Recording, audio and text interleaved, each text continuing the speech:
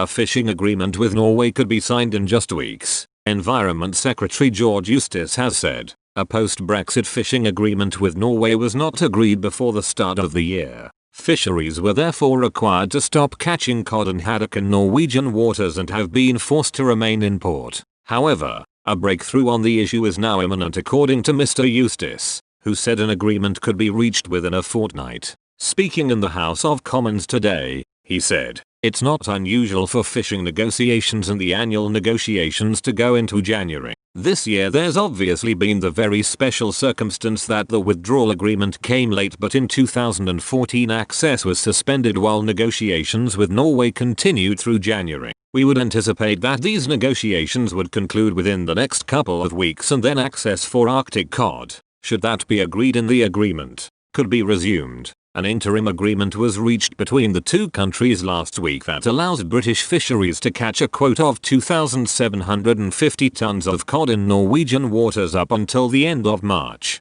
The new agreement is expected to give the UK access to a significantly larger catch than the current interim deal. Each year the UK catches approximately £32 million worth of fish in Norwegian waters. Labour MP Emma Hardy, who represents the Hull West and Hessle constituency, has urged the government to ensure the deal reached at pace. She warned the Kirkella boat, which is based in Hull and catches a tenth of the fish sold in British fish and chip shops, was currently still unable to operate under the interim agreement because the quotas under the temporary agreement are too small for it to make a profit while operating. Kirkella can catch as much as 700 tons of fish per trip. Ms. Hardy said, 3 weeks have passed since the transition ended and still the Hull trawler Kirkella is laid up in its home port unable to sail. The short license the minister mentioned issued to fish off Svalbard, Norway, is a fraction of the previous quota, which means it cannot operate viably and still fish airs jobs are at risk. We cannot lose Hull's last link with its distant fishing heritage.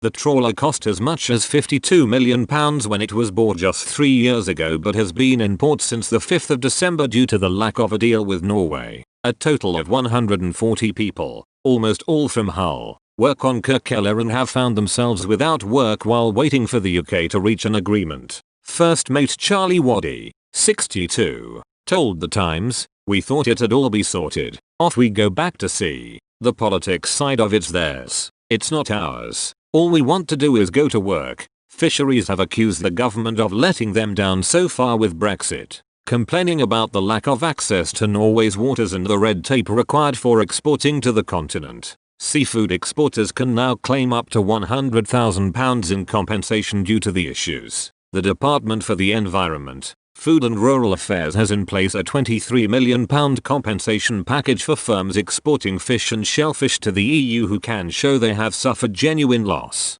Introduction of new checks and paperwork since the end of the Brexit transition period on the 31st of December has caused disruption to exports of fresh fish and seafood to the EU. The industry relies on quick delivery of stock so it is still fresh when it reaches market. However, some firms have seen the time it takes to export double due to bureaucracy at the border.